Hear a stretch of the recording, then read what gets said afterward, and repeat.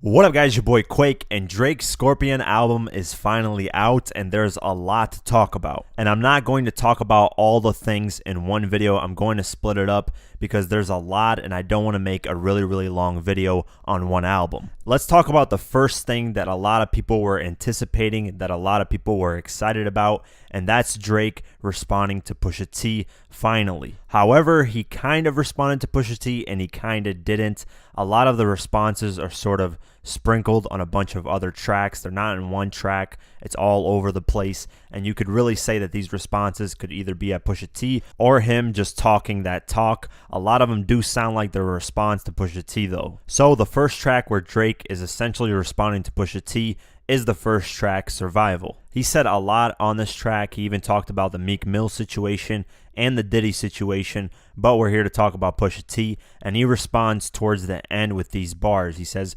"Always got an ace up my sleeve for whatever was dealt," meaning that Pusha T came with the diss track, he was going to have a response for it.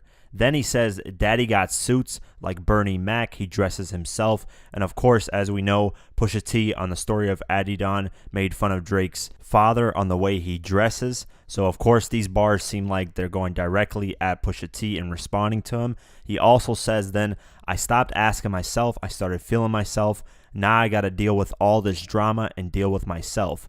So obviously when Pusha T came out with that diss track, it revealed that Drake had a hidden son, and it caused a bunch of drama, him having a kid with a porn star, and so on and so forth. Now on track 4, Emotionless, Drake is responding to Pusha T, claiming that he's hiding a child. Towards the end of the track, Drake says, "I wasn't hiding my kid from the world, I was hiding the world from my kid, from empty souls who just wake up and looked to debate. Until you staring at your seed, you can never relate." Drake is just simply saying he didn't want his kid in the limelight. He didn't want the media going crazy and trying to take pictures of his kid and all kinds of stuff like that. He just wanted to keep his kid away from the world, which I can understand because some celebrities do not like having their kids in the limelight and stuff like that. But the way Pusha T made it seem was that Drake was a deadbeat and didn't want to take care of his kid. And of course, later on, Drake starts to address that.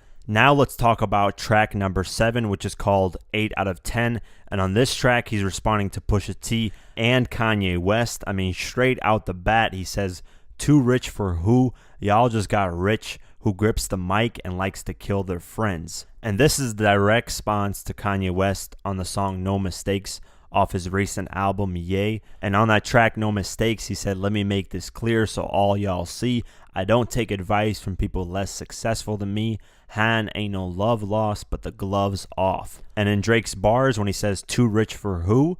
Y'all just got rich again," he's saying, who is the one that's more successful than me? You guys were in debt, and now you just finally got money and millions and got rich again thanks to Kim Kardashian, or whatever the case may be. Then in the second line, he says, "Who grips the mic and likes to kill their friends." In this, he's responding to Kanye's intro track on his album Ye, where he says, "You'd only care enough to kill somebody you love. Today I thought about killing you." Then we get further into the track, and Drake responds to the deadbeat father rumor that Pusha T said. Drake says, "The only dead beats is whatever beats I've been rapping to."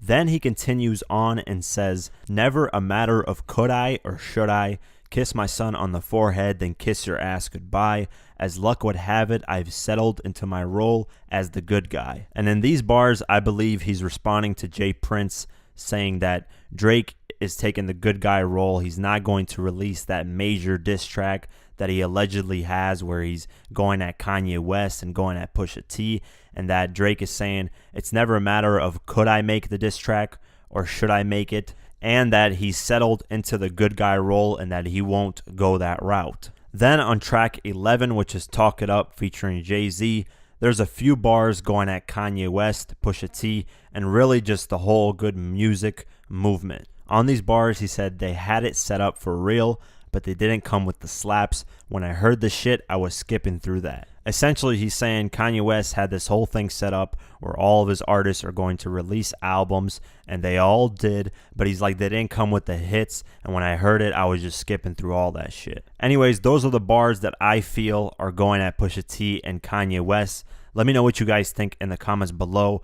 this definitely made Drake re-record his album after what happened to Pusha T. It's definitely clear that that happened. But yeah, leave a comment below. Let me know what you guys think. If you want to support this channel further, you can do so at patreon.com/diverse mentality for just $1 a month or more. Like, comment, share, and definitely subscribe. I do videos like this daily on hip-hop news, who changed the music industry, and much more. So definitely subscribe. Follow me on Twitter and on Instagram at QuakeGW. Like us on Facebook, and I'll see you guys in the next one. Peace.